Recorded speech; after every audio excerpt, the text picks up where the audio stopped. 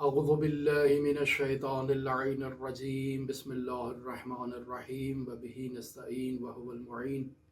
مرحوم امام خمینی رحمۃ اللہ علیہ حضرت آیت اللہ العظمیٰ بہجت رحمۃ اللہ علیہ کے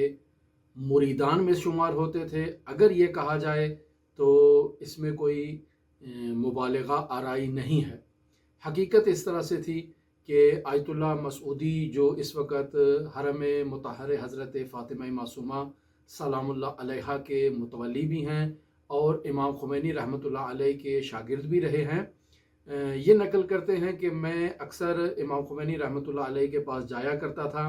اور جب بھی امام خمینی رحمۃ اللہ علیہ کے لیے کوئی مشکل پیش آتی، وہ بیمار ہو جاتے، تو آیت اللہ مسعودی کو وہ آیت اللہ بہجت کے پاس بھیجا کرتے تھے تاکہ وہ آغا بہجت سے اس مشکل کی برطرفی کے لیے کوئی دعا کا مطالبہ کریں یا کسی وظیفے کا مطالبہ کریں۔ تو آیت اللہ مسعودی بیان کرتے ہیں کہ آیت اللہ بہجت نے متعدد مرتبہ مجھے یہ کہا کہ میں امام خمینی سے جا کے کہوں کہ وہ قربانی دے، اور آپ اس مطلب کی طرف متوجہ رہیں کہ صرف عید قربان کے ایام میں قربانی دینا یا بچے کی ولادت کے وقت اس کا عقیقہ کرنا ہی صرف مستحب نہیں ہے، بلکہ انسان کو اگر کوئی مصیبت انسان کے اوپر پیش آتی ہے، بیماری پیش آتی ہے یا کوئی بلیات سماوی و ارضی انسان کو پیش آئیں، تو ایسے میں ایک مجرب عمل یہی ہے کہ انسان کو قربانی کرنی چاہیے، کسی جانور کو قربان کرنا چاہیے تاکہ خداوند متعال اس جانور کی قربانی کی بدولت اس انسان سے اس مشکل کو برطرف کرے۔ لہٰذا آیت اللہ بہجت یہ وظیفہ دیا کرتے تھے کہ جائیں، جا کر امام خمینی رحمۃ اللہ علیہ سے یہ عرض کریں کہ وہ قربانی دیں، اور پھر امام خمینی رحمۃ اللہ علیہ اسی آیت اللہ محفوظی کے یہ سپرد کرتے تھے کہ وہ امام خمینی کی نیابت میں ان کی طرف سے وہ قربانی دے، اور متعدد مرتبہ آیت اللہ جو مسعودی ہیں انہوں نے یہ عمل کیا جس سے امام خمینی رحمۃ اللہ علیہ کی مشکل برطرف ہو گئی۔ امام خمینی رحمۃ اللہ علیہ کے فرزند ہیں مصطفیٰ خمینی رحمۃ اللہ علیہ۔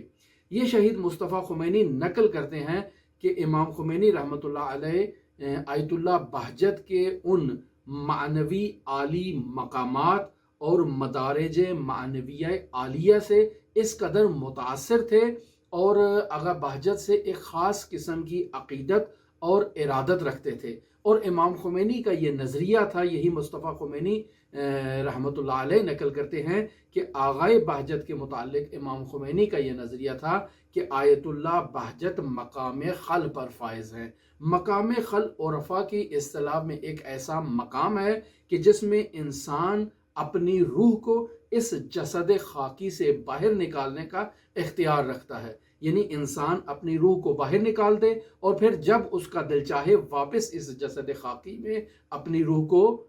واپس لے آئے، اسے موت اختیاری بھی کہا جا سکتا ہے۔ تو آغا مصطفیٰ خمینی رحمۃ اللہ علیہ یہ نقل کرتے ہیں کہ امام خمینی کا یہ نظریہ تھا، یہ عقیدہ تھا، اور اس باور پر وہ پہنچ چکے تھے کہ آیت اللہ بہجت اس مقام خل پر فائز ہیں، یعنی جب چاہیں وہ اپنی روح کو اس بدن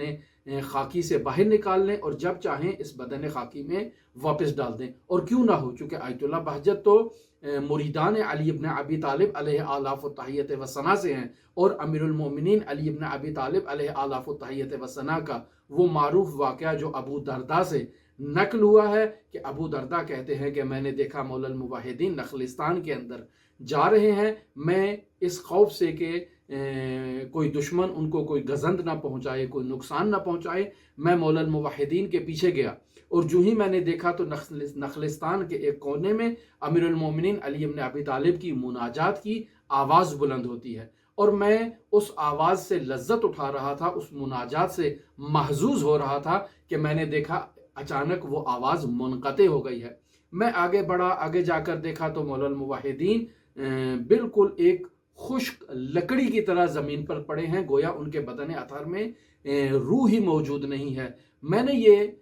تصور کیا کہ مولا کی روح پرواز کر چکی ہے اور وہ اس دنیا سے رخصت ہو چکے ہیں۔ میں سر پیٹتا ہوا فوراً حضرت صدیقہ طاہرہ فاطمہ زہرا سلام اللہ علیہا کے بیت الشرف میں داخل ہوا، اور آ کر میں نے بی بی سے یہ ماجرا عرض کیا کہ مولا الموحدین تو اس دنیا سے رخصت ہو گئے ہیں۔ تو بیوی نے وہ تمام ماجرا پوچھا کہ مسئلہ کیا ہے، آپ نے کیسے دیکھا؟ میں نے جب اس ماجرا کو نقل کیا حضرت صدیقہ طاہرہ فاطمہ زہرا سلام اللہ علیہا کی خدمت میں، تو انہوں نے مجھے یہ کہا کہ اے ابو درداء، علی ابن ابی طالب کا یہ روزانہ کا معمول ہے۔ ہماری گفتگو آپ کے ساتھ جاری رہے گی، ہمارے ساتھ رہیے گا۔ اللہم صلی علی محمد و آل محمد وعجل فرج قائم آل محمد۔